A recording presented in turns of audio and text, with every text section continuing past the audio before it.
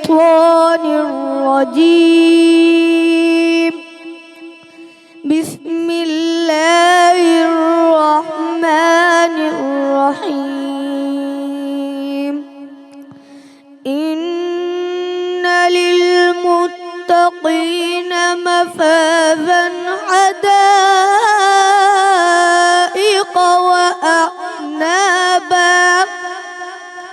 وكواعب أترابا وكأسا دهاقا لا يسمعون فيها لغوا ولا كذابا جزاء من ربك عطاء حسابا.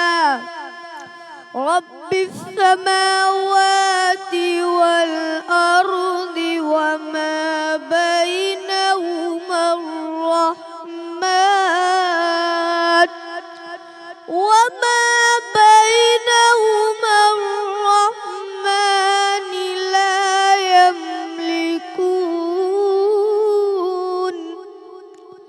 لا يملكون منه خطابا. يوم يقوم الروح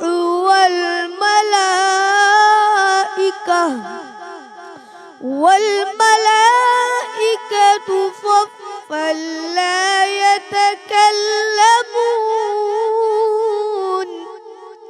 لا يتكلمون إلا من أذن له الرحمن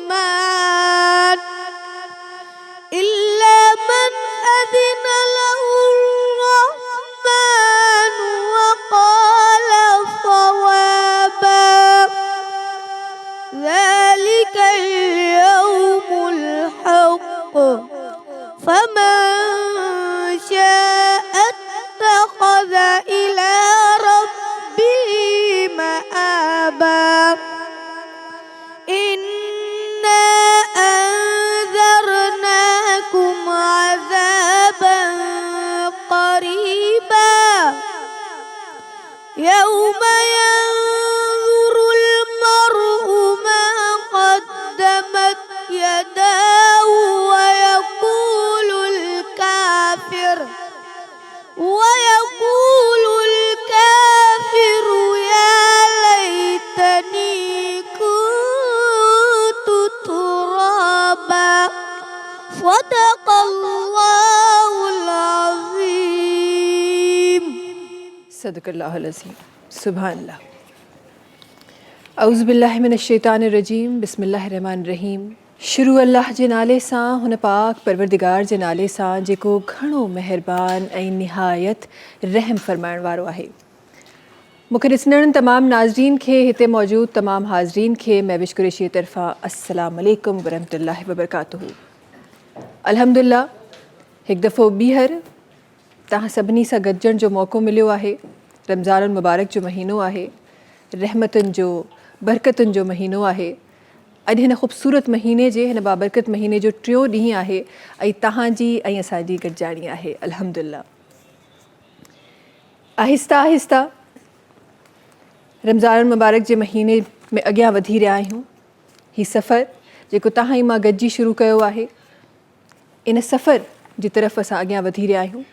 इंशाअल्लाह हिन सफ़र में खोड़ सारियूं अहिड़ियूं ॻाल्हियूं हूंदियूं जेके तव्हांजे मुंहिंजे सिखण वटां हूंदियूं।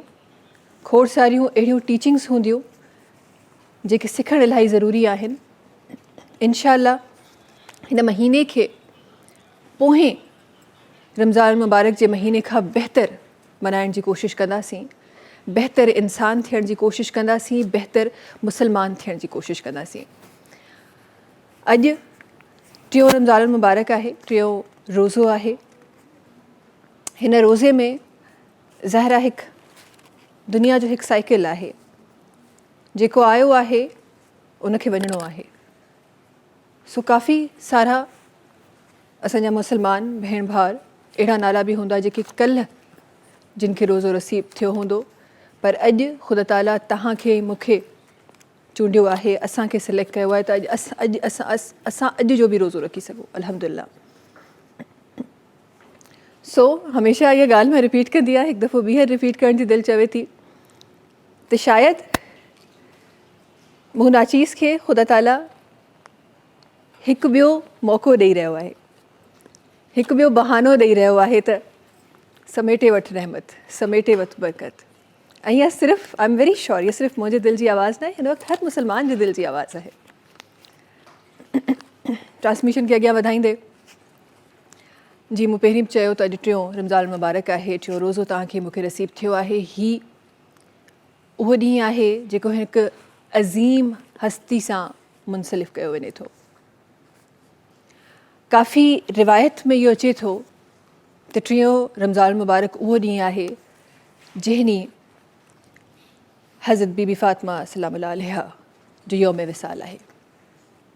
बेशक त उन्हनि हस्तियुनि जो जॾहिं ज़िक्र थिए थो त बरकतूं अचनि थियूं। उन्हनि हस्तियुनि जो ज़िक्र सवाबु आहे, केॾो न ख़ूबसूरत मुंहिंजो दीन आहे, इबादत त सवाबु आहे, वरी जॾहिं अहिड़नि हस्तियुनि जो ज़िक्र कजे थो त उन में बि सवाबु आहे, उन में बि बरकत आहे। सुभान अल्लाह। हज़रत बीबी फ़ातिमा सलाम अलैहा जिन खे असां खोड़ नालनि सां सुञाणींदा आहियूं, जिन खे खोड़ नाला ॾिना विया, पाण सैयदा, साजिदा, तैयबा, ताहिरा, खोड़ सारा लक़ब आहिनि उन्हनि जा, ज़ाहिदा, केतिरा यादि करे केतिरा यादि कजनि। बट इहे लक़ब त उन्हनि खे मिलिया, पर छो त पाण साहिबज़ादी रसूल आहिनि,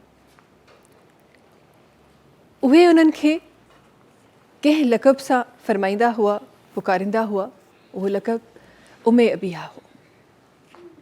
उम्मे अबीहा जंहिंजो लफ़्ज़ी माना कुझु ईअं आहे त वालिद जी माउ।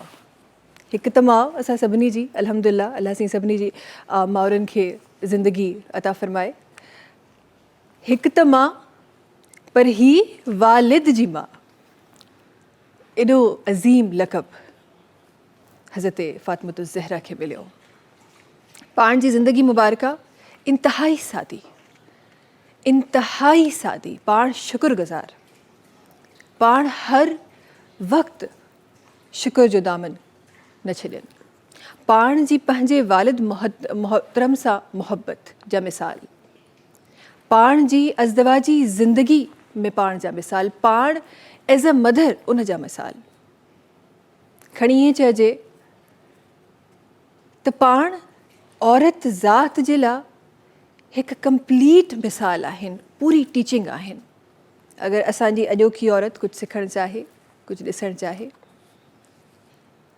उन्हनि हस्तियुनि जो ज़ाहिर आहे त इंसानु उन्हनि हस्तियुनि जे त तव्हां उन्हनि जे बराबरि छा उन्हनि वांगुरु ॿ क़दम खणण जो बि नथा सोचे सघो। बट उन्हनि जी ज़िंदगी मुबारका मां जेके जेके असांखे टीचिंग्स मिलनि थियूं, उन्हनि मां कुझु त करे सघूं था, उन ते हलण जी कोशिशि त करे कोशिशि न थिए, नियत त करे सघूं था। उहा साफ़ नियती सां ई अगरि असां हली पऊं, स्पेसिफिकली मुंहिंजो तमामु औरतूं जेके हिन वक़्तु मूंखे ॾिसी रहियूं आहिनि, उन्हनि जे लाइ अगरि उहा नियत ई करे छॾूं त बि ज़िंदगी आसान थी वञे। पाण जी ज़िंदगी मुबारका जा खोड़ सारा वाक़ियात आहिनि, खोड़ सारी उहे टीचिंग्स आहिनि जेके अॼु इंशाअल्लाह वक़्तन फ़वक़्तन प्रोग्राम में हिन ट्रांसमिशन में उनजो ज़िक्र बि रहंदो। उलमा कराम जॾहिं असां गॾु हूंदा, उन्हनि सां डिस्कशन बि थींदी। पर पाण जी हस्ती मुबारक, पाण एॾियूं अज़ीम हस्ती जिन खे जन्नत में औरतुनि जो सरदार सॾियो वियो, अल्हम्दुलिल्लाह, सुभान अल्लाह। पाण जेके साहिबज़ादियूं आहिनि रसूल ख़ुदा जूं, सुभान अल्लाह, जेके ज़ौजा आहिनि शेर ख़ुदा जूं, सुभान अल्लाह, ऐं वरी जेके माउ आहिनि जन्नत जे सरदारनि जूं, सुभान अल्लाह। अॼु मूंखे एज़ाज़ मिलियो आहे त मां कोशिशि नंढी करे सघां उन्हनि जी ज़ात ते ॿ लफ़्ज़ रखण जा। अॼु मूंखे एज़ाज़ मिलियो आहे त उन्हनि जे अॼु पंहिंजी ट्रांसमिशन में उन्हनि जे बारे में ॻाल्हाए सघां।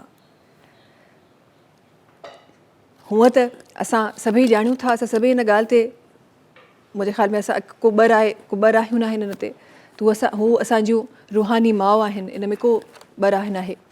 सो अॼु उन्हनि जो ज़िक्र ख़ैर पंहिंजी ट्रांसमिशन में इंशाअल्लाह कंदासीं। खोड़ सारियूं ॻाल्हियूं सम्झण जूं, उन्हनि जी ज़िंदगी मुबारका मां खोड़ सारो कुझु सिखण जी इंशाअल्लाह कोशिशि कंदासीं। ॻाल्हाइण लाइ इलाही कुझु आहे, उहे लम्हात, उहे वाक़ियात, उहे टीचिंग्स जेके हुननि जी ज़िंदगी मां मिलनि था, खोड़ सारो कुझु आहे।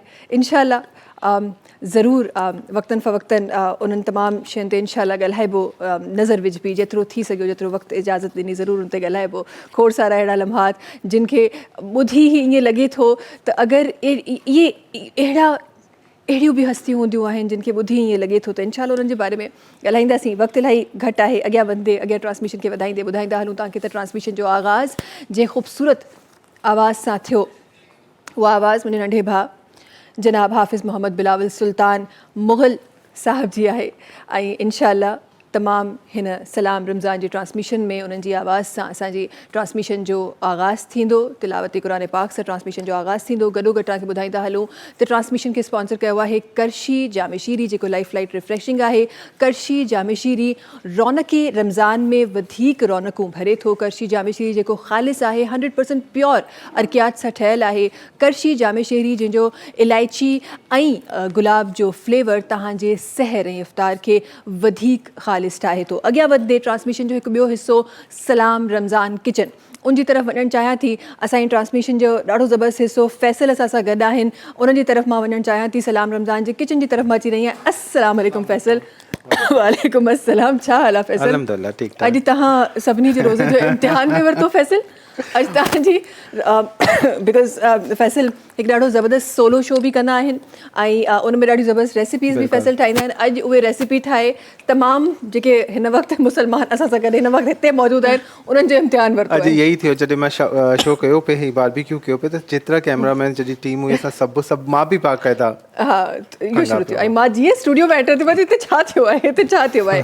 ख़ैर जी, छा हाल आहे? अल्हम्दुलिल्लाह बिल्कुलु ठीक ठाक। कीअं गुज़री रहियो आहे अॼु टियों रमज़ान मुबारक? मज़ेदार, माशाल्लाह ज़बरदस्त। छा ठहंदो अॼु असांजे किचन में फैसल? अॼु असां ठाहींदासीं तलो कुकिंग ऑयल सां गॾु दही फुल्की, भगार वारी ठाहींदासीं। हिकिड़ा सिंपल ठाहींदा आहियूं न, हिन में थोरो भगार ठाहींदासीं, दाग ठाहींदासीं मथां खां।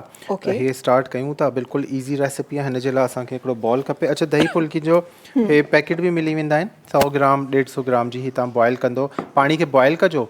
जॾहिं पाणी बॉयल थियो वञे, फुल्कियूं विझी छॾिजो। 5 मिंट बसि चुल्हो बंदि करे 5 मिंट छॾंदो, वधीक हिनखे बॉयल न करणो, वरना ही टुटी पवंदियूं आहिनि। पोइ हिनखे कढी वठिजो छाणी में, पाणी थधियूं थींदियूं ऐं सौगी थी वेंदियूं, छाकाणि त ही पोइ दही में वेंदियूं आहिनि त अञा नरम थी वेंदियूं आहिनि। हिते असां 1.5 पा जेतिरी दही खणंदासीं। 1.5 पा दही, ठीक आहे। ऐं हिन में सेम हिन बॉल में थोरो पाणी विझी, छाकाणि त जेका ॾही में रहिजी वई आहे हू ज़ाया न थिए। ऐं हूअं बि आई गेस जॾहिं बि तव्हां दही बड़ा या दही फुल्की ठाहींदा आहियो त हुन में पाणी जी ज़रूरत हूंदी आहे, बिकॉज़ इलाही थिक न करणु खपे। हा, थिक न करणु खपे। यस, एंड देन हे बि त मुंहिंजे ख़्याल में पाणी कंज्यूम कंदियूं ही कंज्यूम कंदियूं। हिन करे मां चवां पियो कि हिन खे पहिरीं विझी बॉयल पाणी में, छाकाणि त काफ़ी माण्हू छा कंदा आहिनि कि बॉयल कंदा आहिनि। बॉयल न कबो, पाणी जो टेम्परेचर फुल जॾहिं बॉयल थी वञे न, फुल बॉइलिंग ते चुल्हो बंदि करे छॾियो ऐं हिन खे विझी 5-10 मिंट 8 मिंट बसि एतिरो रखी ऐं कढी वठो। हिनखे बॉयल न कयो, सही, पोइ ही टुटंदियूं न आहिनि। हे ॾाढो ट्रिकी कमु आहे, बट अगरि अची वञे कंहिंखे त इलाही ईज़ी आहे। बिल्कुलु। अच्छा, हिन खे चङी तरह बीट कंदासीं, लम्स हिन जा ख़तमु थी वञनि ॾही जा। हिन में असां विझंदासीं 1 अदद थूम जी घणी, जीअं 1 जवो हूंदो आहे न थूम जो, बिल्कुलु घटि। ऐं थोरी सी साई मिर्च ऑप्शनल आहे, अगरि तव्हांखे नाहे पसंदि साओ मिर्च, हिन खां फ्लेवर ॾाढो सुठो ईंदो। अच्छा, मां फर्स्ट टाइम ॾिसी रही आहियां त दही फुल्की में का अहिड़ी शइ ऐड थी रही आहे। हा, बिल्कुलु मज़ेदार ठहंदी। 1 थूम जी घणी ऐं हिन सां गॾु 1 साओ मिर्च नंढो, अगरि तेज़ आहे त अधु साओ मिर्च, ठीकु आहे, हे विधो। हिन जे बाद असां विझंदासीं कुटी हुई लाल मिर्च, कुटियल ॻाढ़ा मिर्च, अधु चांहि जो चमिचो, लूणु 1 चांहि जे चमिचे खां थोरो घटि फॉर टेस्ट, ऐं चाट मसालो 1 चांहि जो चमिचो। इहे 3 शयूं हुयूं। ठीकु आहे। अच्छा, ॿ ॾींहं फैसल चाट कोन इस्तेमालु कयो। मां चयो कीअं रमज़ान गुज़री रहियो आहे फैसल जॾहिं चाट मसालो इस्तेमालु न थी रहियो आहे। हुन वारे सेट ते कयां पियो इफ़्तार बि। अच्छा, हुन में कयो पिया। अच्छा, ठीकु आहे, बट मुंहिंजे साम्हूं न पियो थियो त मूंखे कुझु अधूरो लॻे पियो। सावा धाणा थोरा सा चॉप करे 2 टेबल स्पून हिन जे अंदरि विझंदासीं। हिन खां फ्लेवर सुठो ईंदो आहे खाइण में। मिंट लीफ बि विझणु चाहियो, पुदीने जा पत्ता, त उहो बि करे सघो। उहे बि, पर उन जो त इलाही स्ट्रॉन्ग फ्लेवर न हूंदो फैसल? स्ट्रॉन्ग थींदो आहे अगरि तव्हां विझणु चाहियो त, ही वधीक बेस्ट आहे। ठीकु आहे। हुन खां पोइ हे जेके असां जूं फुल्कियूं पयूं आहिनि बॉयल, ये ऐड करे छॾंदासीं। बिल्कुलु ॾिसो सॉफ्ट बि आहिनि ऐं ड्राई बि आहिनि। सही। हे मिक्स थी वियूं। अच्छा, हिननि खे तव्हां छाणे फुल्कनि खे पोइ थोरी देरि रखियो आहे आई हा, गेस, तॾहिं हे हिन शेप में जी, आहिनि। असां नॉर्मली छा हूंदो आहे गरम गरम खे असां विझी छॾींदा आहियूं। गरम त कॾहिं बि न विझो, छाकाणि त गरम टुटी पवंदियूं आहिनि। जॾहिं बि तव्हां दही में विझंदो न एकदम दिस पीसेस इज़ थी द वेंदा। ट्रिक जेके असां घरनि में कोन कंदा आहियूं। हिनखे मिक्स कंदासीं ऐं हिन जे मथां ठाहींदासीं भगार। भगार असां छाजो ठाहींदासीं? तलो कुकिंग ऑयल। हिते खणंदासीं 6 टेबल स्पून। जी, तलो कुकिंग ऑयल जी रेसिपी जंहिंजे लाइ चयो वञे थो त अम्मा तलो में पकाओ, हमें सेहतमंद बनाओ। विटामिन ए ऐं डी का भरपूर है। ओमेगा 3 ऐं 6 मौजूद है। कोलेस्ट्रॉल लो है जो तमाम बेहतरीन पैकिंग में 1 लीटर 1.5 लीटर 3 लीटर ऐं 5 लीटर जी पैकिंग में हिंजा हे बोतलूं मिलन पियूं, पाउचिस भी मिलन था गत्ते वाले पैक में। ऐं हुनजे अलावा तव्हां टिन पैक में भी वठी सघो था। जो बनास्पति घी तमाम बेहतरीन है तलो जो, ख़ासि कर जॾहिं पराठा वग़ैरह। अच्छा, लौंगी मिर्च जेका हूंदा आहिनि न, साबित लाल मिर्च, हे विझंदासीं हिन में। वरी तव्हांखे वो कंटिन्यू आहे। अॼु फैसल इम्तिहान वठे पियो सभिनी जो, अॼु सभिनी जो इम्तिहान वठे पियो। मूंखे पाण बि ॾाढो थियो। अच्छा, हिन में असां विझंदासीं कड़ी पत्ता। अच्छा, कड़ी पत्ता हर जगह मिलनि नथा, कराची में, सखर में ऐं यार हिकिड़ी मां थोरो पंहिंजे नाज़रीन जे लाइ आसानी करणु चाहियां थी Faisal. I know I should not, but मां करणु चाहियां थी। जेको पिंक वारी ऐप आहे, असां ज़बरदस्त कड़ी पत्ता हुन ते मिलंदा आहिनि। Do order. हाँ जी, अॻियां हलो था, ज़िंदगी अॻियां वधा। इहो सभिनी जो मसलो ॿुधियो आहे। बिल्कुलु। बट एॾा फ्रेश कड़ी पत्ता ईंदा आहिनि। अच्छा, हिनजो हिकिड़ो किथे ॿियो बि इहो ऑप्शन। ब्रांड स्पॉन्सर ॾियो असांखे, तव्हांजो नालो वठी सघूं असां। हा, अच्छा, हिकिड़ी ॿी शइ ॿुधायां कि कड़ी पत्तो अगरि तव्हांजो को शहर में हर को अचे वञे पियो, कराची में हर कंहिंजो को अचे थो, तव्हां 2-3 हिन जी गठियूं घुराए छॾो। हिनखे ड्राई कयो, जो पुदीने खे बि असां ड्राई कंदा आहियूं। ड्राई करे हिनखे ब्राउन पेपर में या थैली में ॿधी बंदि करे बॉक्स में रखी छॾो। 1 साल बि ख़राबु न थींदो। जॾहिं बि तव्हांखे भगार ठाहिणो आहे दाल में, कड़ी में, कंहिं बि शइ में, जॾहिं ऑयल में वेंदो त हिनजो फ्लेवर सेम अहिड़ो ई ईंदो आहे ड्राई जो बि। बसि हे थोरो सड़ंदो हिनजे अंदरि, त हिनजे अंदरि असां विझंदासीं ज़ीरो, 1 चांहि जो चमचो, ऐं बसि हे मथां खां जो भगार विझी हिनखे डिश आउट करे वठंदासीं। मज़ेदार सां ही कड़ी पत्ता। बिल्कुलु, ये ॾाढी ईज़ी रेसिपी, इलाही क्विक रेसिपी आहे, आराम सां ठही सघे थी।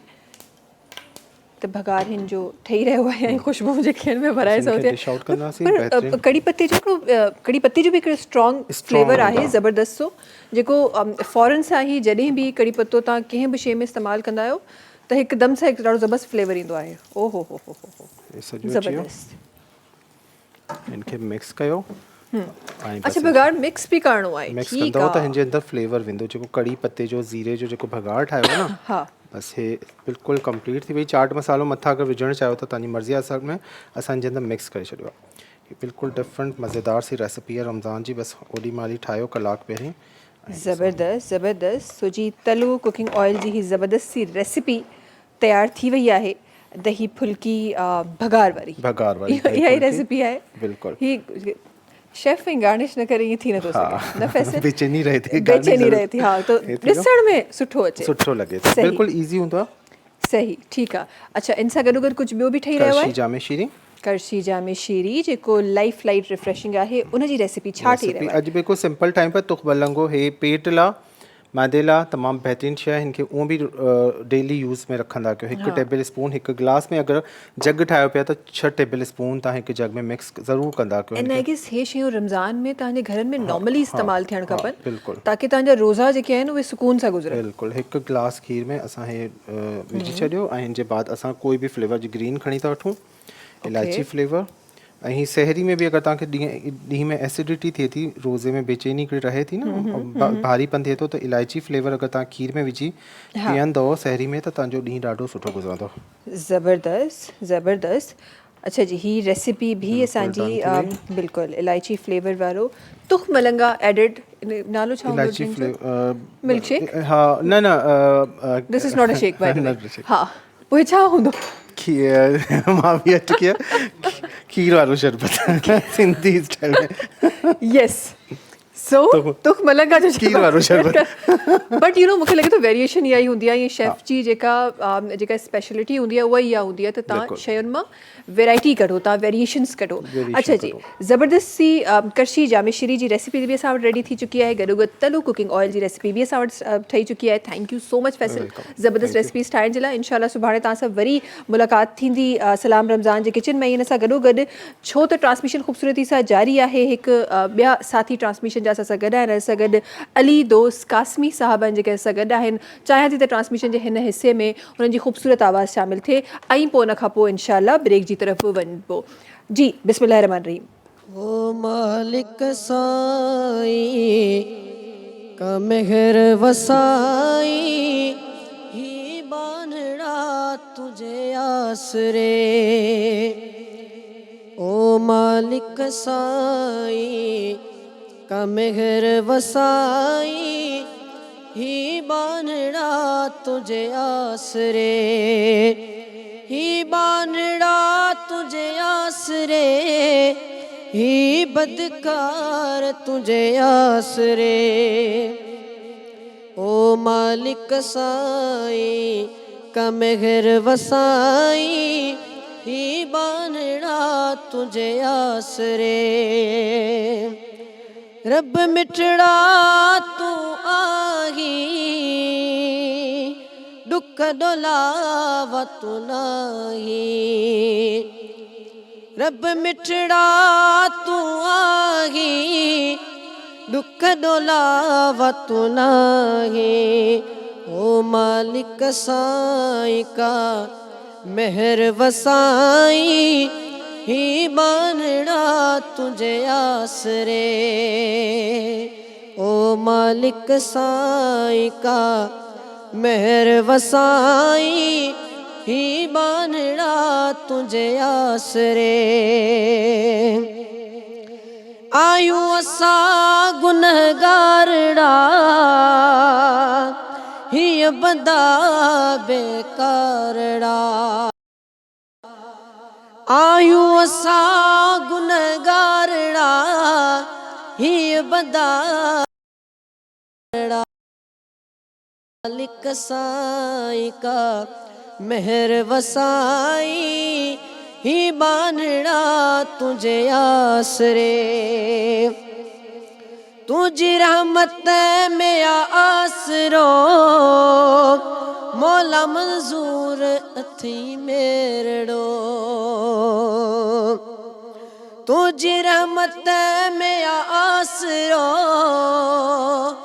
मौला मंजूर अथी मेरड़ो ओ मालिक साईं का मेहर वसाई ही बानड़ा तुझे आसरे ही बानड़ा तुझे आसरे ही बंदा बेकारड़ा ओ मालिक साईं का मेहर वसाई ही बानड़ा तुझे आसरे सलाम रमज़ान सलाम रमज़ान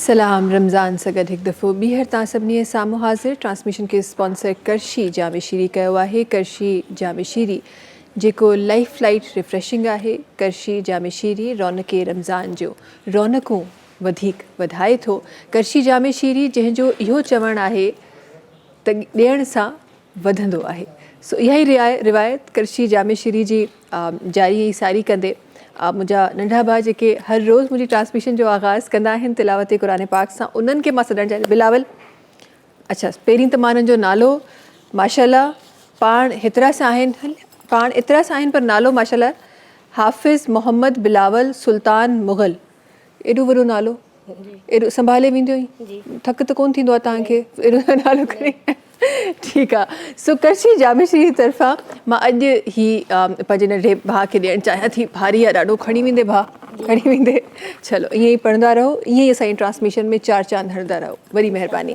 अच्छा जी अॻियां वधंदे ट्रांसमिशन खे अॻियां वधाईंदे कुझु ॿिया नाला सां सगत तशरीफ़ फरमा आहिनि उन्हनि जी तरफ़ अॻियां वधणु चाहियां थी ऐं उन्हनि जो ज़िक्र पंहिंजी ट्रांसमिशन में शामिलु करणु चाहियां थी उनजा अल्फाज़ पंहिंजी ट्रांसमिशन में शामिलु करणु चाहियां थी असां सां गॾु हिन तरफ़ मौलाना सैयद नासिर हुसैन नकवी साहब पाण इस्लामिक स्कॉलर आहिनि असां सां गॾु तशरीफ़ फरमा आहिनि अस्सलाम वालेकुम मौलाना साहब वॾी महिरबानी ट्रांसमिशन में शामिलु थियण जी भली कार तव्हांखे असांजी ट्रांसमिशन में गॾो गॾु हिन तरफ़ असां सां गॾु ॿ ॿिया भाउर मुंहिंजा हिते तशरीफ़ फरमा आहिनि असां सां गॾु माशूक अली नाथवा तशरीफ़ फरमा आहिनि गॾो गॾु असां सां गॾु मोहम्मद कासिम नाथवा तशरीफ़ फरमा आहिनि इंशाअल्लाह हिननि जी आवाज़ बि पंहिंजी ट्रांसमिशन में ज़रूरु शामिलु कबी छो त अॼु टियों रमज़ान मुबारक आहे, माह रमज़ान जो ही टियों रोज़ो मुबारक आहे ऐं हिन जे हवाले सां असां जंहिं तरीक़े सां ट्रांसमिशन जे आगाज़ में कुझु अल्फाज़ रखिया उन ई सिलसिले खे अॻियां वधाईंदे मौलाना साहब मां चाहींदी त तव्हांजा अल्फाज़ असांजी ट्रांसमिशन में रखनि। रिवायतूं इहे ॿुधाइनि थियूं त हीअ उहो ॾींहुं आहे जंहिं ॾींहं ते विसाले हज़रत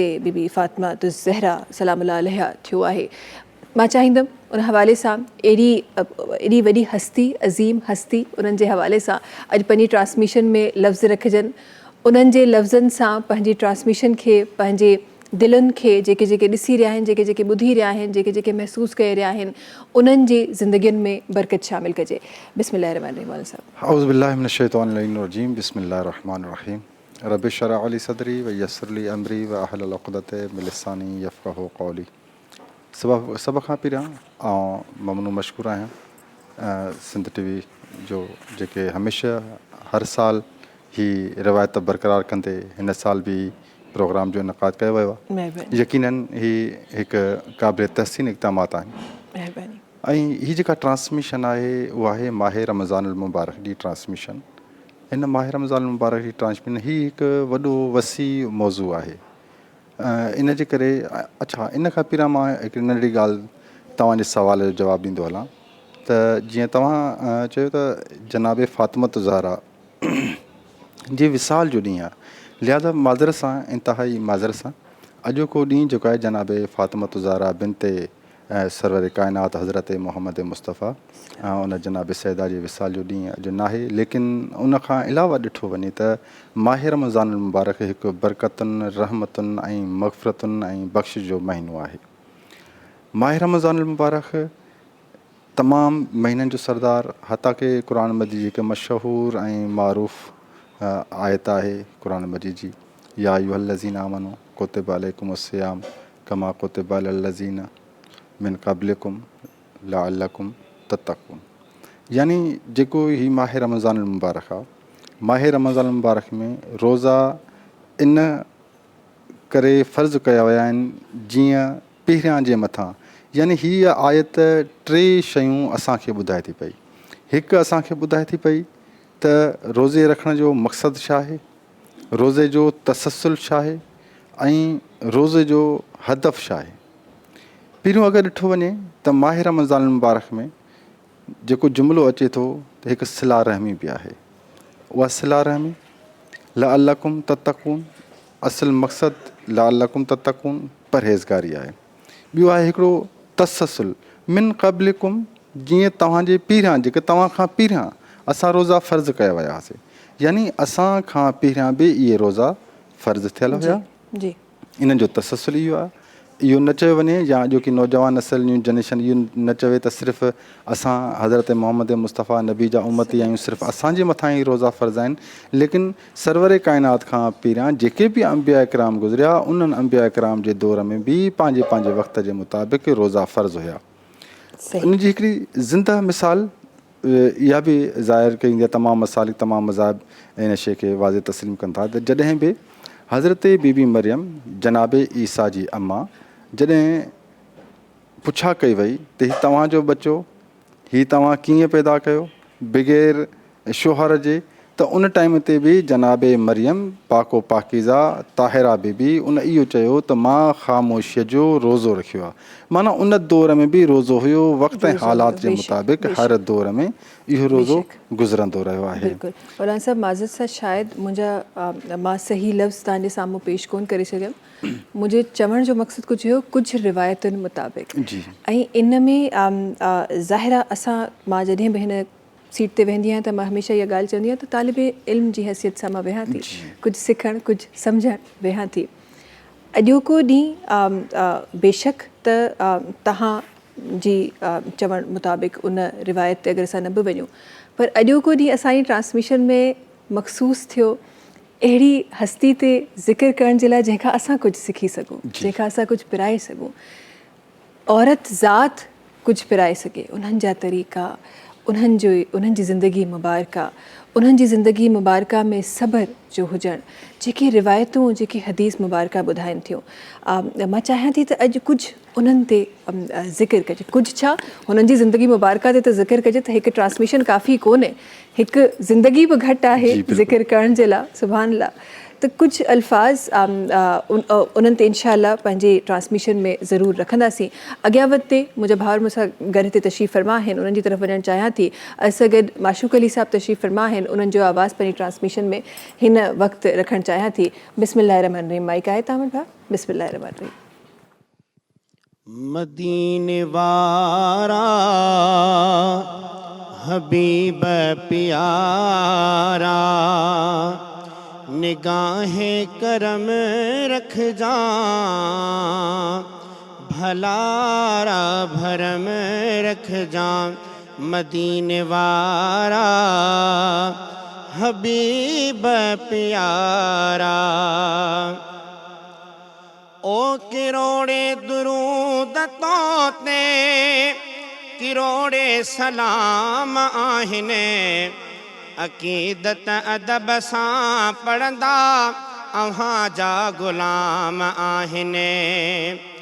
ओ किरोड़े दुरूद तोते, किरोड़े सलाम आहिनि, अक़ीदत अदब सां पढ़ंदा अव्हां जा ग़ुलाम आहिनि।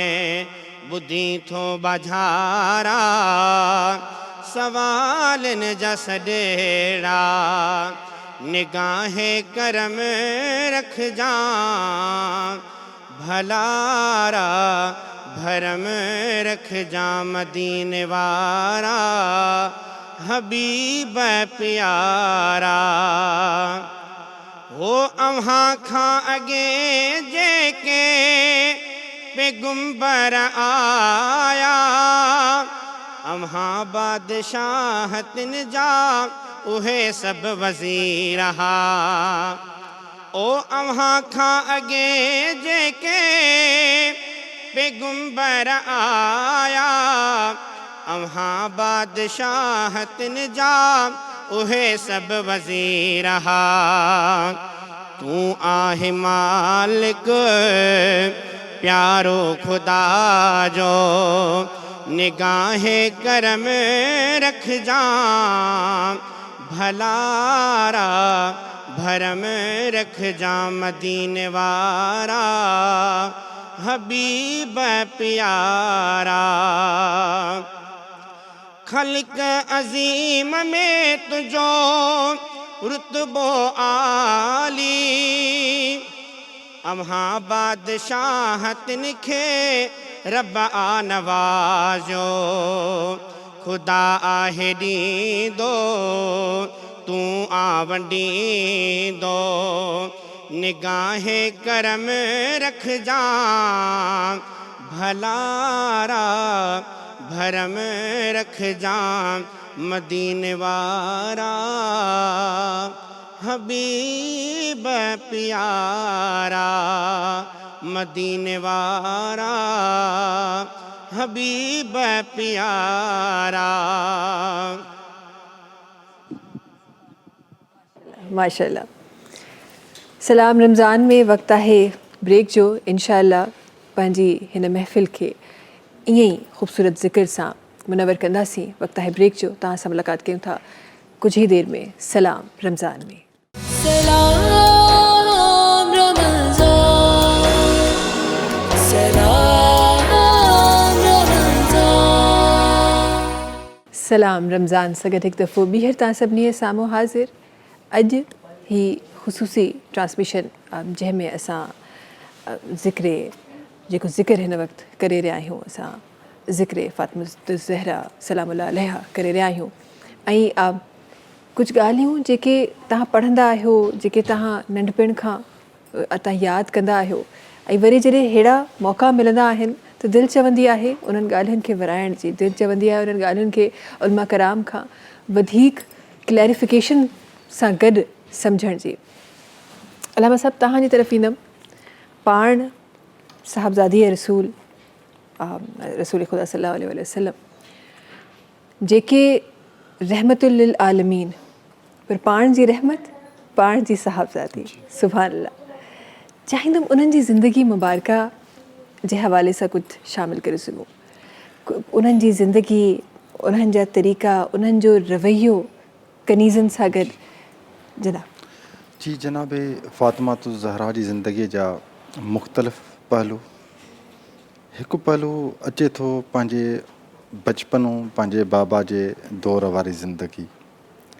ॿियो पहलू अचे थो पंहिंजे हिकु शोहरदार औरत वारो फ़र्ज़ु जनाब सैदा कीअं अंजाम ॾिनो। टियों जेको ज़िंदगीअ जो पहलू अचे थो उहो आहे औलाद वारी ज़िंदगी, त औलाद जी परवरिश जनाब सैदा कीअं कई आहे। इन खां पहिरियां त जनाब सैदा उहा बाकमाल हस्ती आहे, उन पीउ जे लाइ रहमत जेको ख़ुदि रहमत आलमीन आहे। सुभान अल्लाह। उन औलाद, उन शोहर जे लाइ निसफ़ ईमान, यानी मौला अली अलैहिस्सलाम, उन शोहर लाइ निसफ़ ईमान जेको ख़ुदि कुल ईमान आहे। सुभान अल्लाह। ऐं उन औलाद जी कदमनि हेठां जन्नत जेके ख़ुदि जवानाने जन्नत जा सरदार आहिनि। सुभान अल्लाह। जनाब सैदा फ़ातिमा ज़हरा जी ज़िंदगीअ खे अगरि ॾिठो वञे त जनाब सैदा जी हिकु बाकमाल ज़िंदगी, जंहिंमें सरवर काइनात हज़रत मोहम्मद मुस्तफ़ा सल्लल्लाहु अलैहि वसल्लम फ़रमाइनि था त फ़ातिमा बिज़अतु मिन्नी, फ़ातिमा मुंहिंजे जिगर जो टुकड़ो आहे। यानी जंहिं जनाब फ़ातिमा ज़हरा खे रंजायो, उन मूं मुस्तफ़ा खे रंजायो, उन मूं नबी खे रंजायो। जीअं उनखे तकलीफ़ ॾिनी, उन मूंखे तकलीफ़ ॾिनी। हता की रिवायत में ॾिठो वञे त जनाब फ़ातिमा ज़हरा जी ज़िंदगी उहा ज़िंदगी हुई जंहिं ज़िंदगी, हता की जनाब सैदा जी जेका ज़िंदगी हुई, तव्हां टॉपिक जनाब सैदा जी खोली आहे, त जॾहिं जनाब सैदा जी असां ज़िंदगीअ ॾे नज़र विझूं था त हर मोमिन रूह जे खे हिकु इस्लाह बि मिले थी। असांजे ख़वातीन खे उन जी ज़िंदगीअ मां घणो कुझु सिखण लाइ बि मिले थो।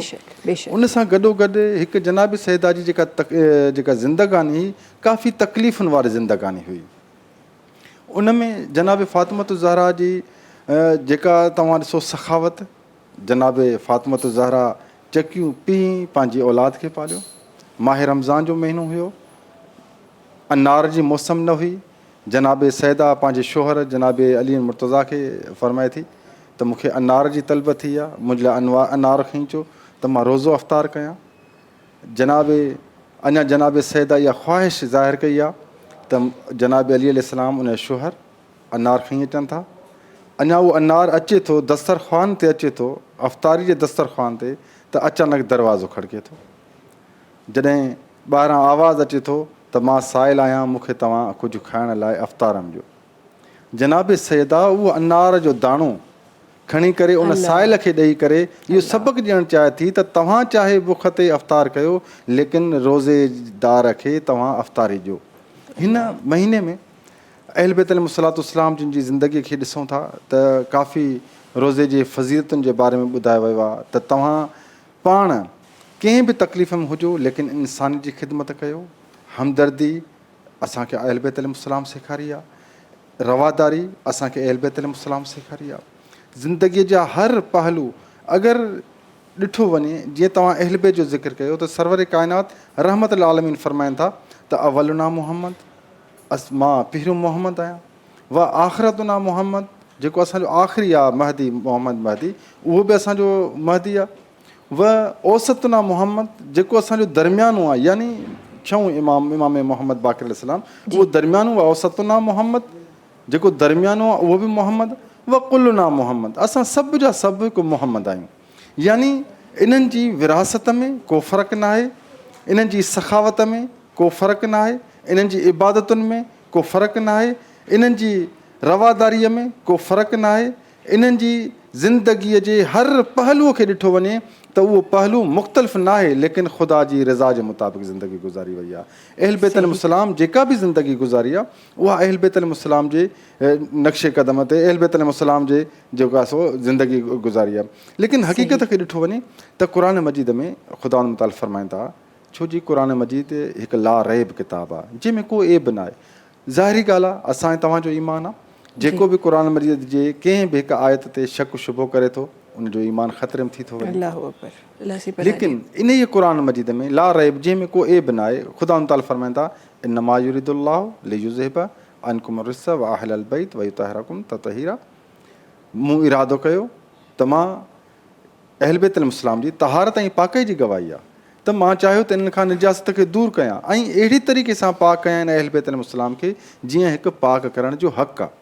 हाणे हिकु आम माण्हू आहे, आम ॿारु आहे, उन आम ॿार खे अगरि चइबो त हिन शइ खे तव्हां पाक कयो या हिन शइ खां तव्हां निजास्त खे दूरि कयो, उहा हिकिड़ी पंहिंजी लेवल थी वेंदी। जॾहिं की असां वॾे बुज़ुर्ग खे चवंदासीं उहो उन तरीक़े सां निजास्त खे दूरि कंदो। जॾहिं जंहिं शइ जी गवाही ख़ुदि परवरदिगार आलमीन ॾियनि था त हिन अहल बैत जे पाकाई जो, इन जी गवाहीअ जो, इन जो ज़ामिन मूं परवरदिगार आहियां। लिहाज़ा परवरदिगार आलमीन हता कि 365 आयतूं अहल बैत अलैहिस्सलाम जे शान में क़ुरान मजीद में नाज़िल थियूं आहिनि। अहल बैत जो शान बयानु थियल आहे। हता कि काइनात जे नबी जो इरशाद बचन खे यादि आहे त काइनात नबी जन फरमाइनि था त मां 2 शयूं छॾे वियो आहियां, हिकु क़ुरान, ॿियो अहल बैत। अगरि क़ुरान मजीद खे सम्झणो आहे तव्हां अहल बैत जे दरवाज़े ते अचो, अगरि तव्हांखे अहल बैत सम्झणो आहे त तव्हां क़ुरान मजीद खां तव्हां पुछो। छाजे करे त क़ुरान मजीद में उहे तमामु शयूं मौजूदु आहिनि जेके अहल बैत अलैहिस्सलाम जे शान में नाज़िल थियूं आहिनि। सुभान अल्लाह, सुभान अल्लाह, ॾाढी ख़ूबसूरत ॻाल्हि, ॾाढी प्यारी ॻाल्हि। अॻियां वधाईंदे ट्रांसमिशन खे मां चाहियां थी त हिकु ॿियो हिसो असांजी ट्रांसमिशन जो असां सां गॾु तशरीफ़ फरमा आहे मोहम्मद क़ासिम साहब आहिनि जेके असां सां गॾु तशरीफ़ फरमा आहिनि। उन्हनि खे गुज़ारिश करणु चाहियां थी त पंहिंजी ख़ूबसूरत आवाज़ असांजी ट्रांसमिशन में रखनि। बिस्मिल्लाह रहमान रहीम। महबूब मदीने में मन ठार मदीने में, महबूब मदीने में मन ठार मदीने में, सारे आलम जो आहे, सारे आलम जो आहे सरदार मदीने में, महबूब मदीने में सरदार मदीने में, महबूब मदीने में मन ठार मदीने में, सारे आलम जो आहे सरदार मदीने में, महबूब मदीने में मन ठार मदीने में, सारी ख़ल्क़ वने उतड़े पंहिंजो हाल अहवाल कयां, सारी ख़ल्क़ वने उतड़े पंहिंजो हाल अहवाल कयां, तंहिंखे गंज ॾिना साईं पंहिंजा प्यार मदीने में, महबूब मदीने में मन ठार मदीने में, सारे आलम जो आहे सरदार मदीने में, महबूब मदीने में मन ठार मदीने में, आए बन जा अंबार खणी लजपाल जे दर ते पुना, आए बन जा अंबार खणी लजपाल जे दर ते पुना, उहे बख़्शिजी विया सारा बदकार मदीने में, महबूब मदीने में मन ठार मदीने में, सारे आलम जो आहे सरदार मदीने में, महबूब मदीने में मन ठार मदीने में, हर वक्त वसे उतड़े रहमत जी बूंद पई, हर वक्त वसे उतड़े रहमत जी बूंद पई, सल सब के नसीब थियन थदकार मदीने में, महबूब मदीने में मन ठार मदीने में, सारे आलम जो आहे ओ सरदार मदीने में, महबूब मदीने में मन ठार मदीने में। सुभान अल्लाह, सुभान अल्लाह, सुभान अल्लाह, माशाल्लाह। ज़िक्र मदीने वारे जो थी रहियो आहे, ज़िक्र मदीने वारी जी साहिबज़ादी जो अॼु पंहिंजी ट्रांसमिशन में मां करे रही आहियां। असां मूंखे लॻे थो हिन वक़्तु मूंखां वधीक ख़ुशनसीब केरु हूंदो जंहिंखे इहो एज़ाज़ु हासिलु आहे जो मां हिन वक़्तु माशाल्लाह माह रमज़ान, हिकु ख़ूबसूरत महीनो, माह रमज़ान में कल्ह जुमो मुबारक असां सभिनी खे अल्हम्दुलिल्लाह नसीब थियो। अॼु हिकु ॿियो रोज़ो असांखे नसीब थियो आहे ऐं उन रोज़े में, रोज़े जी हालति में एॾनि वॾनि हिस्सनि जो असां ज़िक्र करे रहिया आहियूं। सुभान अल्लाह, सुभान अल्लाह। ज़िक्र जे सिलसिले खे अॻियां वधाईंदे माशूक़ अली साहब जी तरफ़ वञणु चाहियां थी। हिकु दफ़ो ॿियनि खे गुज़ारिश करणु चाहियां थी त असांजी ट्रांसमिशन में पंहिंजो ख़ूबसूरत आवाज़ रखनि ऐं हिन ज़िक्र जे सिलसिले खे ईअं ई जारी कनि। बिस्मिल्लाहिर रहमानिर रहीम। मान थो चाहियां त मूं वटि सोन चांदी ज़रे हुजे, थो घुरां तो खां त तुंहिंजे दर अॻियां मुंहिंजो घर हुजे। मान थो चाहियां त मूं वटि सोन चांदी ज़रे हुजे, थो घुरां तो खां त तुंहिंजे दर अॻियां मुंहिंजो घर हुजे। सिंध में मूं तुंहिंजे सदिके खाधो पीतो खोड़वा, तुंहिंजो हिकु मौलूद मुंहिंजे लाइ हिकु किरोड़वा। सिंध में मूं तुंहिंजे सदिके खाधो पीतो खोड़वा, तुंहिंजो हिकु मौलूद मुंहिंजे लाइ हिकु किरोड़वा। गंज ॿिया काॾे कबा जॾहिं तो जहिड़ो गोहर मिले, थो घुरां तो खां त तुंहिंजे दर अॻियां मुंहिंजो घर हुजे। मां नथो चाहियां त मूं वटि सोन चांदी ज़रे हुजे, थो घुरां तो खां त तुंहिंजे दर अॻियां मुंहिंजो घर हुजे। को बि चवंदो हले मदीने, ॾे त हिकदम हा कबी, जे मिले जगह मदीने में कराची छा कंदी। को बि चवंदो हले मदीने, ॾे त हिकदम हा कबी, जे मिले जगह मदीने में त सिंधड़ी छा कंदी। मां बि मन बचड़नि सुधो, मूंखे बि को आडर हुजे, थो घुरां तो खां त तुंहिंजे दर अॻियां मुंहिंजो घर हुजे। सभु ॻाल्हि नसीब जिया, जंहिंखे घुराए मदनी, उहा मर्ज़ी हबीब जिया। मां नथो चाहियां त मूं वटि सोन चांदी ज़रे हुजे, थो घुरां तो खां त तुंहिंजे दर अॻियां मुंहिंजो घर हुजे। सुभान अल्लाह, सुभान अल्लाह। इंशाअल्लाह ट्रांसमिशन ईअं ई जारी सारी आहे। इंशाअल्लाह खोड़ सारो अञा ज़िक्र करिणो आहे ऐं इंशाअल्लाह ईअं ई इन ज़िक्र सां गॾोगॾु बरकतूं हिन ट्रांसमिशन जे ज़रिए इंशाअल्लाह समेटणियूं आहिनि। वक़्तु आहे ब्रेक जो, तव्हां सां मुलाक़ात कयूं था कुझु ई देरि में सलाम रमज़ान में। सलाम रमज़ान, सलाम रमज़ान।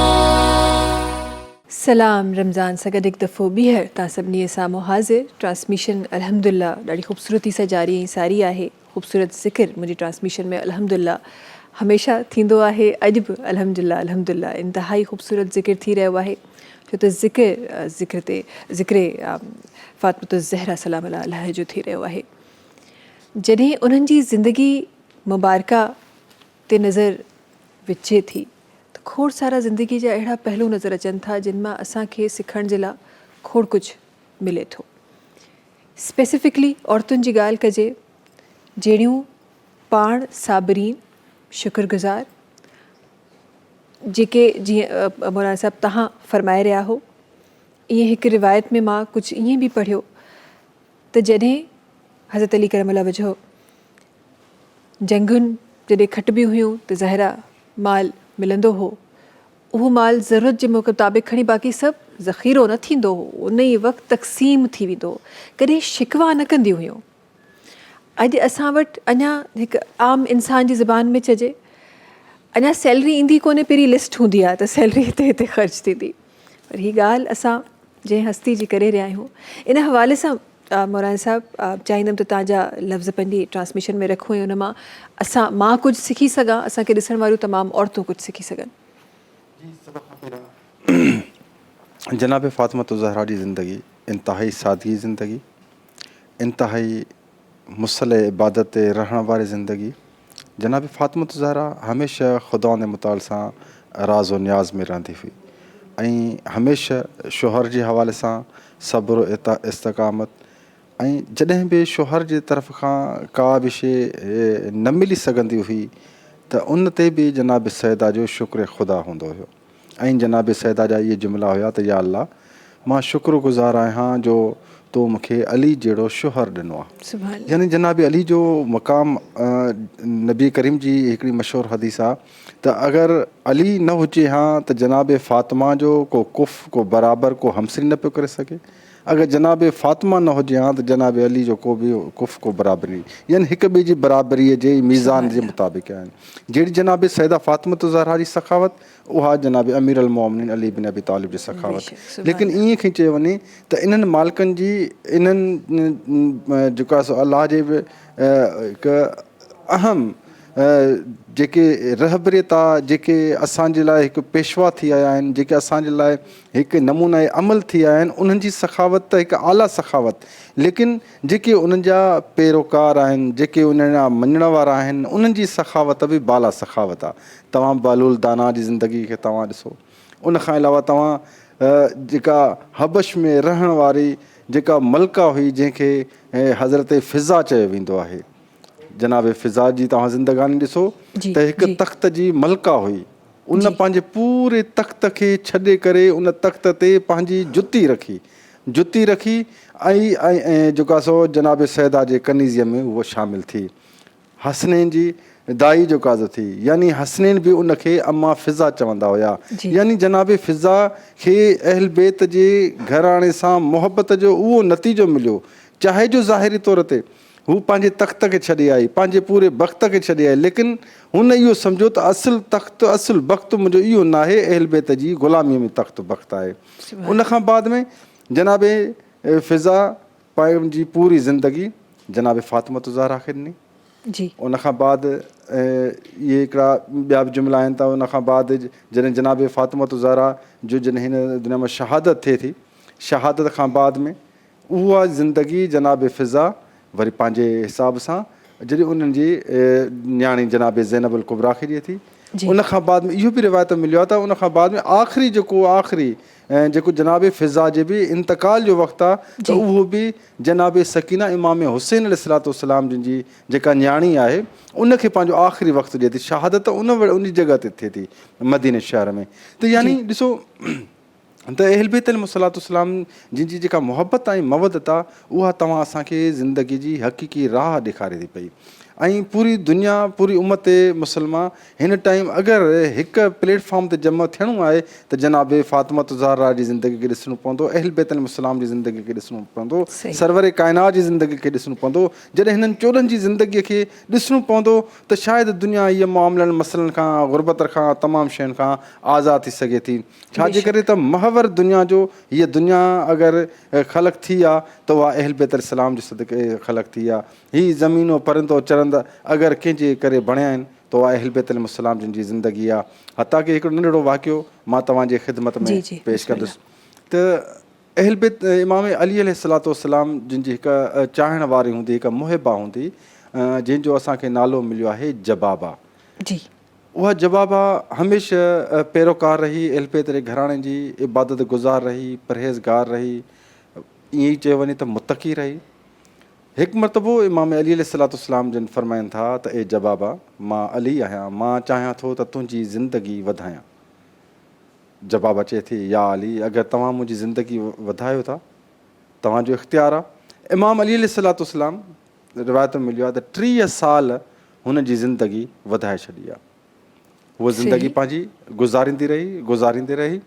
जंहिं जॻह ते इमाम चाहरुम, इमाम ज़ैनुल आबिदीन अलैहिस्सलाम जो दौर अचे थो, जी उनजो असुलु नालो बि अली आहे, अली ज़ैनुल आबिदीन। जॾहिं उन दौर में अचे थी त इमाम अली अलैहिस्सलाम खे, पीर इमाम खे, उन जवाबु चयो, मौला मूंखे तव्हां उहा शइ अता कयो जो तव्हां खां बाद जेको बि इमाम अचे त उहो मूंखे पंहिंजे इमामत जी तस्दीक़ ॾिए। हीउ हिकिड़ो तारीख़ी वाक़ियो आहे। जी जी जॾहिं इमाम अली अलैहिस्सलाम जिन इमाम उनखे हिकिड़ो पथर ॾिनो ऐं इहो फ़रमायो त ए जवाबा, ए असांजे मञण वारी, ए असांजे मुहिबा, मूंखां बाद जेको बि इमाम थींदो उहो हिन पथर ते पहिरियां ई इमामत जी मुहर हणंदो, उनखां बाद में मनसब इमाम ते विहंदो। इमाम अली अलैहिस्सलाम खां पथर वरितो।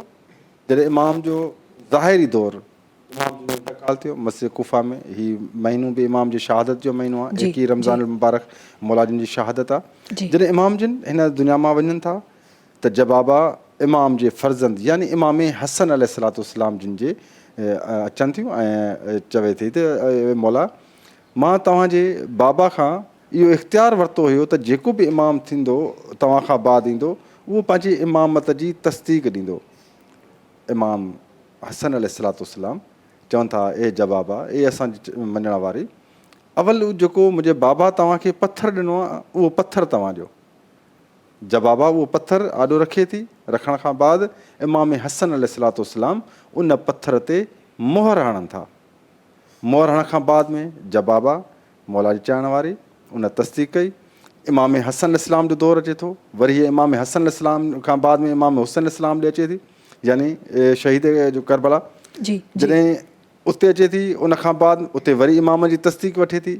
जॾहिं चोथे इमाम जो दौरु अचे थो त जवाबा चोथे इमाम अली ज़ैनुल आबिदीन अलैहिस्सलाम जे क़रीब अचे थी ऐं चवे थी त मौला, मां तव्हांजे ॾाॾा जद अमजद इमाम अली अलैहिस्सलाम खां पथर वरितो हुयो त जेको बि इमाम मनसब इमामत ते ईंदो पहिरियां मूंखे पथर जिते मुहर ॾींदो इमामत जी, उन खां बाद में ई हू पंहिंजे मनसब इमामत ते हूंदो। मूंखे यकीन खपे त वाक़ई तव्हां हक़ीक़ी इमाम आहियो।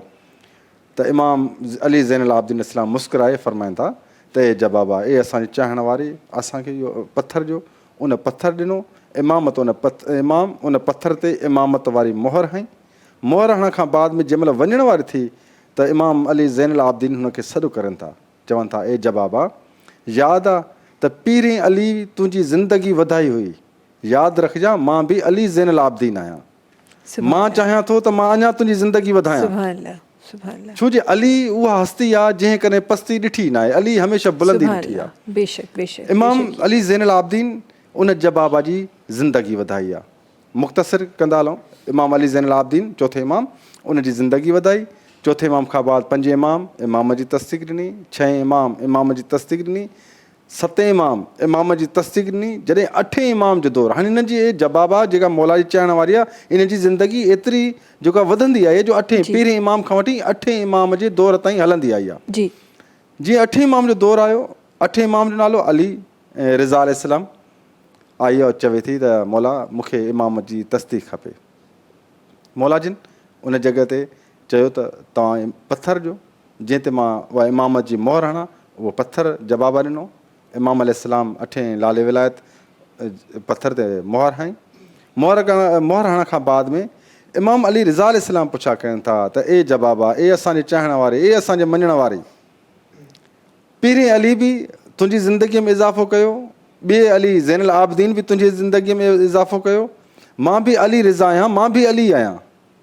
हाणे मां चाहियां थो त मां तुंहिंजी बि ज़िंदगीअ में इज़ाफ़ो कयां। उन टाइम ते जवाबा चवे थी, मौला, मां तव्हांजी जद अमजद पीरे इमाम जे दौर खां वठी तो अठें इमाम ताईं मां हलंदी रही आहियां। हाणे मां थकिजी पई आहियां। उन खां बाद जॾहिं इहे जुमिला इमाम अठे इमाम ॿुधा, अठे इमाम फरमाइनि था त हे जवाबु आहे, मां अठों इमाम अली तोसां इहो वाइदो कयां थो त मूंखां बाद जेको बि इमाम ईंदो पहिरियां ई तुंहिंजे क़बर में ईंदो, उन जॻह ते इमामत जी तस्दीक करे बाद में मनसब इमामत ते विहंदो। अल्लाह अल्लाह यानी अहल बैत अलैहिस्सलाम जे हिसाब सां उन्हनि जे मञण वारनि जो, उन्हनि जे मुहिबनि जो शान ऐं मक़ाम आला मक़ाम आहे। बेशक मोमिन अगरि चाहे त उहे दीवारुनि ते वेही करे दीवारुनि खे इशारा ॾेई करे दीवारुनि खे हलाए सघनि था।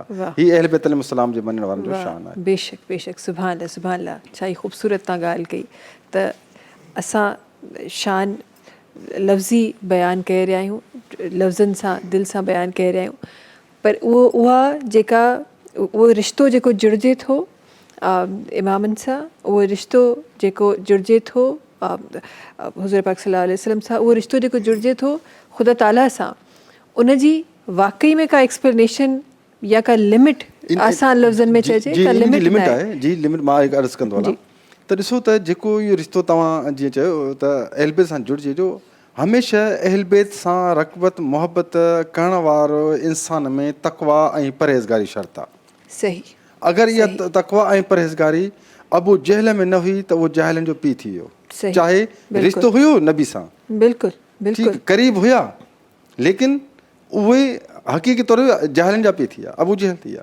ठीकु। सही। ॿिए पासे खां ॾिसो तव्हां हज़रत सलमान फारसी, चाहे हुयो फारस जो, जी ठीकु, नालो त सलमान, नबी पाक जी हदीस आहे त सलमान में न अहल बैत, सलमान असां अहल बैतनि मां आहे, पर अहल बैत मां हुयो कोन। वजह उन में तक़वा, उन में परहेज़गारी, उन अहल बैत जे घराणे खे सम्झो, सम्झण खां बाद में अहल बैतनि हुनखे पंहिंजे क़रीब कयो। जंहिं अहल बैत खे पंहिंजे क़रीब न कयो, अहल बैत खे न सम्झो, उहे नबी सां गॾु वेहण वारा बि हुया चाहे, लेकिन उहे बि दूर थी विया। तॾहिं त मौलाना साहिबु चवंदा आहिनि त कुझु माण्हू जेके हिते वेही बि खोड़ कुझु पिराए वेंदा आहिनि, कुझु माण्हू अलाह साईं सभिनी खे नसीब करे पर खोड़ सारियूं ज़ियातियूं करे बि चवंदा आहिनि त माण्हू सभई वेंदा झोली ख़ाली करे आहिनि, पर कुझु ख़ुशनसीब हूंदा आहिनि जेके कुझु भरे वापसि खणी ईंदा आहिनि। सो हिते इहो बि मिसाल चयो वेंदो आहे त नियतुनि ते दारोमदार आहे। नियत सची आहे ऐं नियत तव्हांजी साफ़ आहे ऐं उहा तक़वा जंहिंजी तव्हां ॻाल्हि करे रहिया आहियो, इहे इंसान में आहिनि तॾहिं ई हिन साल ही ट्रांसमिशन करण खां पहिरें लम्हे खां मां इहो चवणु शुरू कयो आहे त अॼु हिन ट्रांसमिशन जे ज़रिए असां सही मुसलमान, सुठो मुसलमान थियण जी कोशिशि कंदासीं ऐं उहे तरीक़ा, उहे ॻाल्हियूं, उहे अमल अपनाइण जी कोशिशि कंदासीं जंहिंसां ॾिसो मुसलमान रोज़ा नमाज़ बेशक त हर मुसलमान ते फ़र्ज़ु आहे, हर मुसलमान करे बि थो, पर हिकु सुठो मुसलमान कीअं थीजे, हिकु बहितर मुसलमान कीअं थीजे, कुर्बत कीअं आणिजे, अक़ीक़त कीअं आणिजे, इहो असांखे हिननि ट्रांसमिशन्स मां सिखणो आहे। अॻियां वधंदे मोहम्मद क़ासिम साहिब सां गॾु तशरीफ़ फरमाइनि। हिकु दफ़ो ॿीहर जनाब खे गुज़ारिश आहे त पंहिंजी ख़ूबसूरत आवाज़ असांजी ट्रांसमिशन में रखनि। बिस्मिल्लाह रहमान रहीम।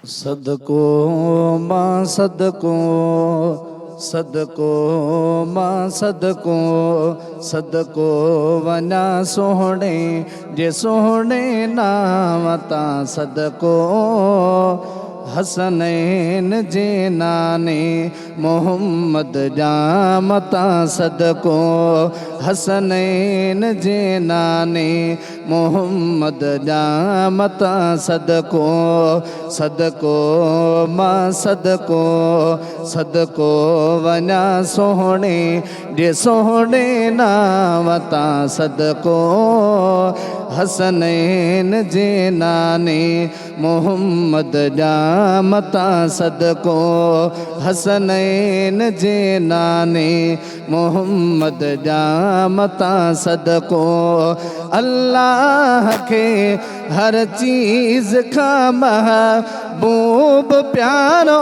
वा, मदनी भलारो वा, अल्लाह खे हर चीज़ खां महबूब प्यारो वा, मदनी भलारो वा, आला उतम बाला वन्यास मकाम तां सदको, हसनैन जे नाने मोहम्मद जाम तां सदको, सदको मां सदको, सदको वञा सोहणे जे सोहणे नाम वता सदको हसनैन जे नाने मोहम्मद जामता सदको हसनैन जे नाने मोहम्मद जामता सदको जेका भी खलकत आज़मीनो आसमानन में सबनी जहानन में जेका भी खलकत आज़मीनो आसमानन में सबनी जहानन में सब था पढ़न जहते दुरूद सलामता सदको हसनैन जे नाने मोहम्मद जामता सदको हसनैन जे नाने मोहम्मद जामता सदको सिद्दीक वे फारूक उस्मानो गनी हैदर मौला अली हैदर मौला अली हैदर सिद्दीक वे फारूक उस्मानो गनी हैदर मौला अली हैदर महबूब जे हर हिक अजीम गुलामता सदको हसनैन जे नाने मोहम्मद जामता सदको सदको मां सदको सदको वजा सोहणे जे सोहणे नामता सदको हसनैन जे नाने मोहम्मद जामता सदको हसनैन जे नाने मोहम्मद जामता सदको। सुभान अल्लाह माशाल्लाह। ट्रांसमिशन में वक्त है ब्रेक जो कुछ ही देर में तहां से मुलाकात करना सी सलाम रमज़ान में। सलाम रमज़ान, सलाम रमज़ान। सलाम रमज़ान सगर एक दफ़ो बीहर ता सभनी सामो हाज़िर अल्हम्दुलिल्लाह बाबरकत महीने में बाबरकत महफ़िल में तहां जो मुझो अल्हम्दुलिल्लाह शुमार है कुछ बेन साथिन जो अब शुमार थियो है हिन महफ़िल में असां सां गॾु मुंहिंजी प्यारी भेण फ़ाइका इकराम साहिबा आहिनि जेके तशरीफ़ फरमा आहिनि। मां चाहियां थी त हिन हिस्से में उन्हनि जो आवाज़ शामिल कजे ऐं ज़िक्र जे सिलसिले खे ईअं ई अॻियां वधाइजे। बिस्मिल्लाह रहमान रहीम। सल्ले अला नबीना सल्ले अला मुहम्मदिन तनम तनम फरसुदा जा पारा हिजरा या रसूल अल्लाह दिलम पचमुर्दा आवारा जे इसिया या रसूल अल्लाह तनम जुसू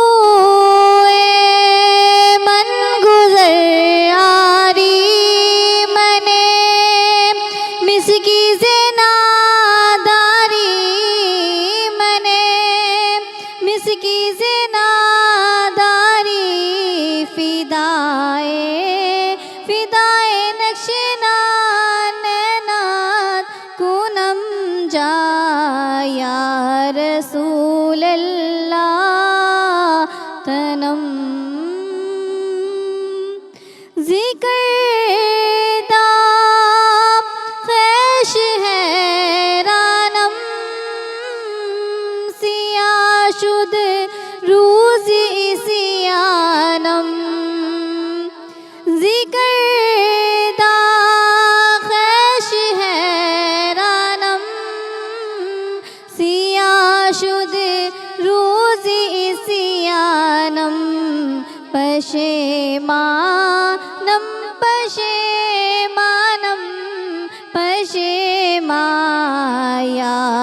रसूलल्लाह तनम फरसुदा जा पारा जे हिजरा या रसूलल्लाह दिलम पचमुर्दा आवारा जे इसिया या रसूलल्लाह तनम। सुभान अल्लाह, सुभान अल्लाह, सुभान अल्लाह। ज़िक्र कंहिं बि ज़ुबान में हुजे, कंहिं बि अंदाज़ में हुजे, बेशक त ख़ूबसूरत आहे ऐं बेशक त उन जी बरकत ज़रूरु तव्हांजी मुंहिंजी ज़िंदगीअ में शामिलु थिए थी। अलामा साहिब, छो त माह रमज़ान आहे, माह रमज़ान जूं ख़ूबसूरत घड़ियूं आहिनि जिन में असांजो शुमारु आहे। हिन वक़्तु दुनिया में जीअं ॾिसिजे थो, हिन वक़्तु जे मुआशिरे में जीअं ॾिसिजे थो, माह रमज़ान अचे थो, माह रमज़ान जूं तयारियूं, मस्जिदुनि जो सॼणु ऐं उन सजावट खां पोइ माण्हुनि जो मस्जिदुनि जी तरफ़ रुख़ करणु, उहे सहरियूं, उहे इफ़्तारियूं, इहे सभु ख़ूबसूरती नज़र अचे थी। पर हिकु मूं नाचीज़ जे हिकु नंढे ज़हन वांगुरु सोच अचे थी त उहो माह रमज़ान जॾहिं अहिड़ियुनि वॾियुनि वॾियुनि हस्तियुनि जी असां हिन वक़्तु ॻाल्हि बि करे रहियासीं, जॾहिं माह रमज़ान जंहिंजी रहमत बरकत सभिनी शयुनि जी ॻाल्हि असां हिन वक़्तु कयूं था, उहो माह रमज़ान ऐं उन्हनि हस्तियुनि जी उन्हनि जो रोज़ो रखणु ज़ाहिर दुनियावी तौर ते पर पर हिन वक़्तु बि उहे हस्तियूं ज़िंदा आहिनि, पर उन्हनि जो रोज़ो रखणु, उन्हनि जूं सहरियूं, उन्हनि जूं इफ़्तार बेशक त सादगी सां। इन हवाले सां मां चाहींदमि त कुझु लफ़्ज़ असांजी ट्रांसमिशन में रखिजनि ऐं उन्हनि लफ़्ज़नि सां गॾोगॾु असां हिन वक़्तु जो जेको माह रमज़ान आहे, हिन वक़्तु माह रमज़ान जेके तौर तरीक़ा आहिनि, मक़सदु आहे, मफ़हूम आहे, उनजो रूह आहे, उनखे सम्झी सघूं। जी, सभ खां पहिरियां त तव्हां हिकु सवाल न तक़रीबन 4 खां 5 सवाल तव्हां करे चुका आहियो। पहिरियों सवाल इहो त जेको गुज़िश्ता दौर में माह रमज़ान मुबारक हूंदो हुयो, उन में ऐं अॼोके दौर में काफ़ी फ़र्क़ु आहे। फ़र्क़ु इहो आहे त पहिरियां इबादतुनि में ख़ुलूस, इबादतुनि में उहा रियाकारी मौजूदु न हूंदी हुई, ॾेखाव न हूंदो हुयो। पहिरियां जे इबादतुनि में चाहो सिर्फ़ु ख़ालिस मुख़लिसी हूंदी हुई। ऐं अहल बैत अलैहिस्सलाम बि पंहिंजी ज़िंदगीअ में हमेशह असांखे इहो ई दर्स ॾिनो आहे त हमेशह तव्हां इबादत में, रोज़े में मुख़लिसी हुजे। रोज़ो छा, का बि इबादत हुजे, चाहे हिकु सजदो ई छो न हुजे, उन सजदे में बि मुख़लिसी हुजे। ऐं अॼोके दौर जो माह रमज़ान जे हवाले सां जेको अहम शइ आहे त ॾिसो त अॼुकल्ह जेके बि असांजा नौजवान, असांजूं ख़वारान, असांजा ख़वातीन रोज़ो रखनि थियूं त उनखां पहिरियां माशाअल्लाह अफ़्तारी बि बहितर तरीक़े सां थिए थी, त सहरी बि जेका आहे माशाअल्लाह बहितर तरीक़े सां थिए थी। ऐं माज़रत सां हिकिड़ो जुमिलो आहे त जेको माह रमज़ान मुबारक आहे, उहो बुख प्यास जो अहसासु इनफ़रादी तौर ते अमीर ग़रीब में को बि फ़र्क़ु शइ न ॼाणाई वञे। लेकिन अॼोके दौर में छा आहे त बाज़ औक़ात शहर क़ाइद में तव्हां असां ॾिसूं, शहर कराची में बि तव्हां असां ॾिसूं, या ॿियनि जॻहियुनि ते बि, ऐं कंहिं जॻह ते त वॾा दस्तरख़्वान आहिनि, अफ़्तारियूं हलनि थियूं, सहरनि जा तमामु आहिनि, हर हिकु NGOs वग़ैरह।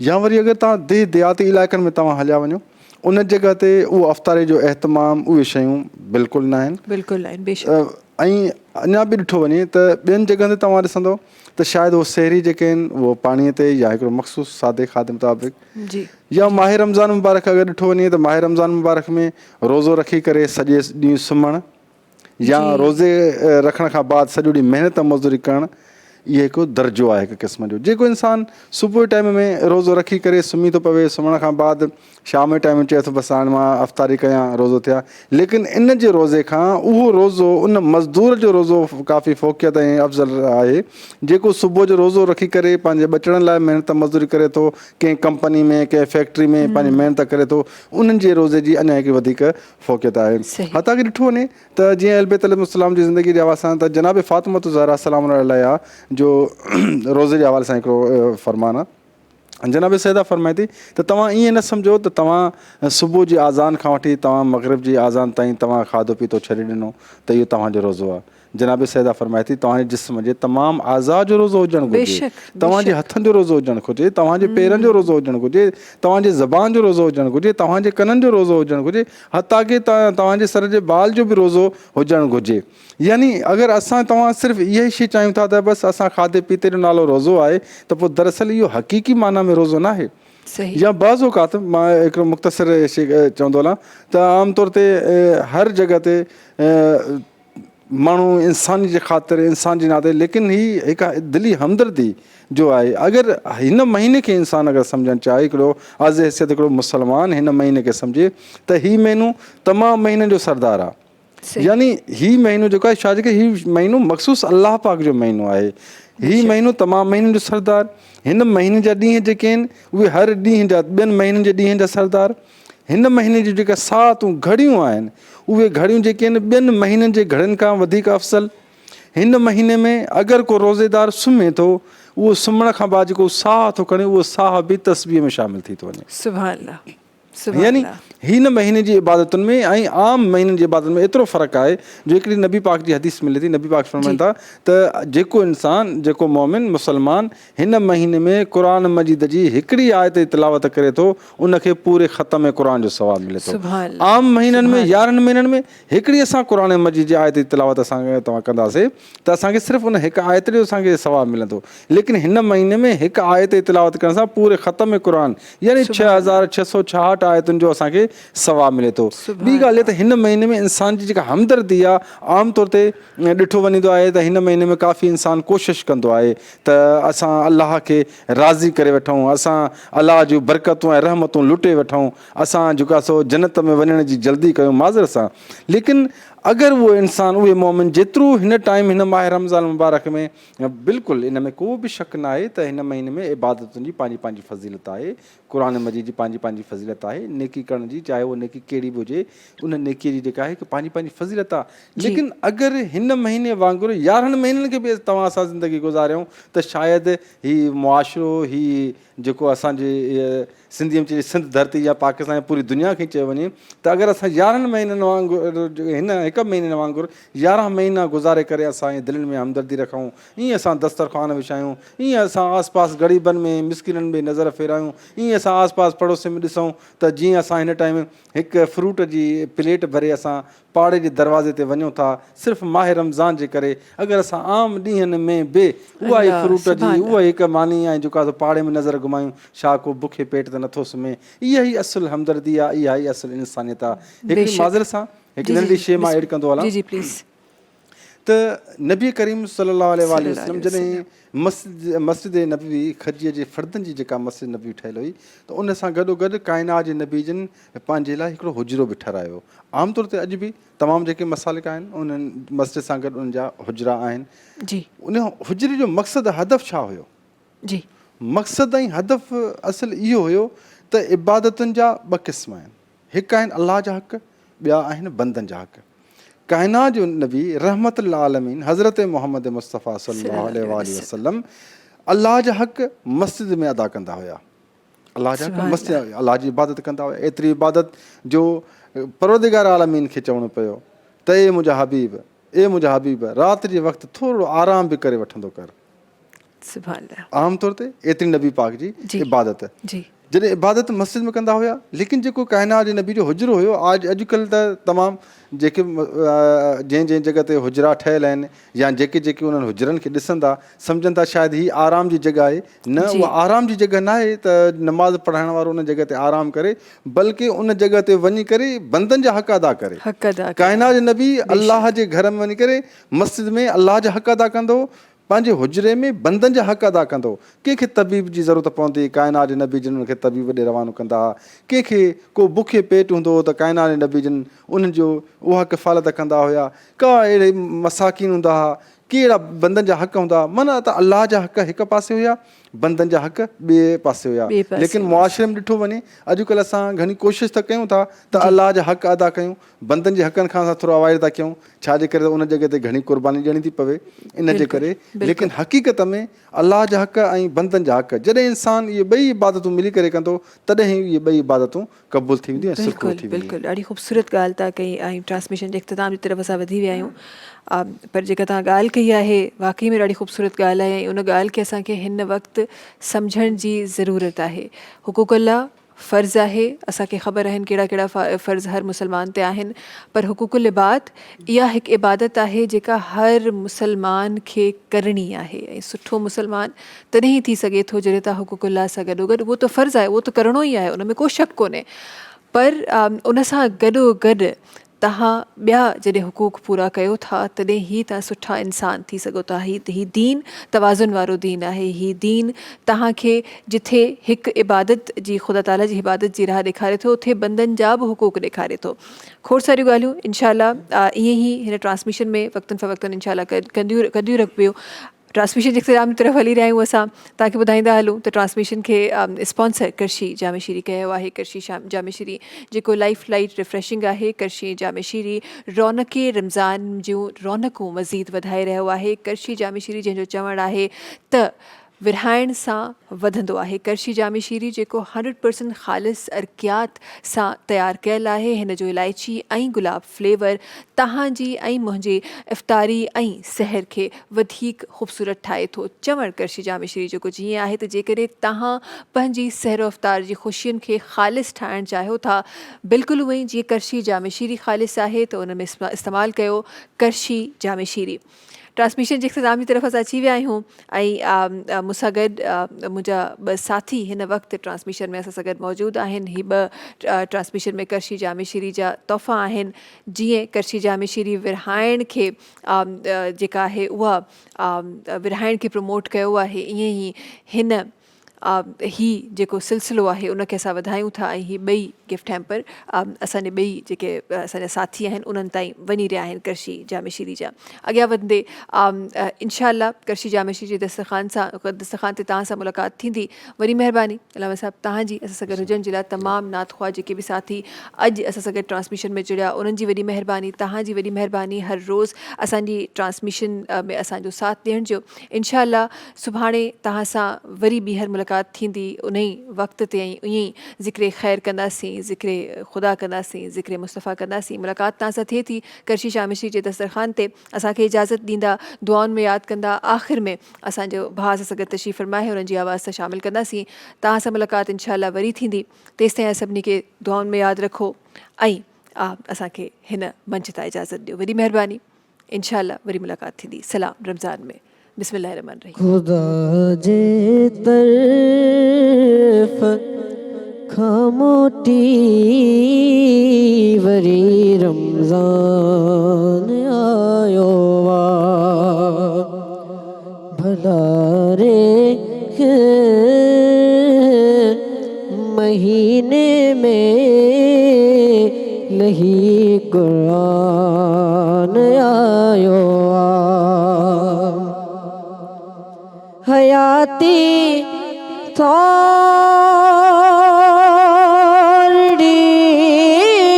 बिल्कुल मिलल दुनिया में गित आगे हयाती थोड़ी बिल्कुल मिलल दुनिया में हित आहे वठो फ़ाइदो अदा हिन मां करण एहसान आयो वा खुदा जे